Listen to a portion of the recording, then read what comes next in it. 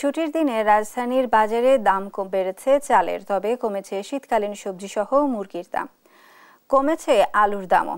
রাজধানীর কারওয়ান বাজারে নতুন আলুর সরবরাহ আগের তুলনায় বাড়ায় পণ্যটির দাম কেজিতে 5 টাকা কমেছে। আলুর পাশাপাশি দাম কমেছে ব্রয়লার ও সোনালী মুরগির। সবজির দামও হাতের নাগালে, তবে বাড়তি রয়েছে সব ধরনের চালের দাম। নাজিরশাহী মিনিকেট প্রতি কেজিতে 8 থেকে 10 টাকা বেড়ে বিক্রি হচ্ছে 80 থেকে 90 টাকায়। আরও জানাতে কারওয়ান বাজার থেকে সরাসরি যুক্ত হচ্ছেন সহকর্মী NI নাহিদ। নাহিদ, বাজারের সামগ্রিক পরিস্থিতি কিরকম দেখতে পাচ্ছেন, আর কি কি তথ্য আছে আপনার কাছে, বিস্তারিত নিয়ে জানাবেন। সাইনা, যেমনটি আপনি বলছিলেন, এই মুহূর্তে আমি আছি রাজধানীর কারওয়ান বাজারে। আপনি জানেন যে আজকে ছুটির দিন থাকায় ক্রেতা সমাগম অনেক বেশি এবং ক্রেতারা বাজারে এসে মূলত আপনি দেখতে পাচ্ছেন যে শীতকালীন সবজির বর্ণিল সমারোহ এবং সবজির দামও মোটামুটি নিয়ন্ত্রণের মধ্যে থাকার কারণে ক্রেতারা সবজি বেশি কিনছে এবং চালের দাম এই সপ্তাহ বেশি থাকায় চালের বিক্রি কম, আর পাশাপাশি কমেছে ব্রয়লার মুরগির দাম।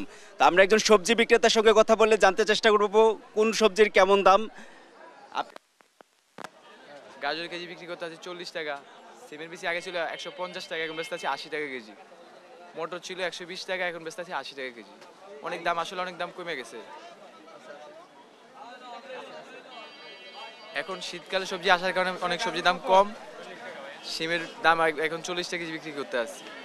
তারপর আপনার শসা আর কেজি 40 টাকা, টমেটোর দাম অনেক কম 30 টাকা কেজি। তারপর আপনার সিমের বিচি ছিল 150, এখন 80 টাকা কেজি। তারপরে গাজর 40 টাকা কেজি বিক্রি করতে আসছি। মটর কেজি হলো আপনার 80 টাকা। এটা অনেক দাম কমে গেছে, শীতকালে সবজি আসার কারণে অনেক দাম কমে গেছে। যেমনটি তিনি বলছিলেন যে সবজির দাম সীমিত এবং মিষ্টি কুমড়া, শালগম, পেঁয়াজকলি, দেশি পেঁয়াজ 35 থেকে 40 টাকার মধ্যে বিক্রি হচ্ছে, আর শিম 20 থেকে 50 টাকায়। তবে মাছের দাম, মাংসের দাম অনেকটাই চড়া। এই ছিল আমার কাছে রাজধানীর কারওয়ান বাজার থেকে সব শেষ।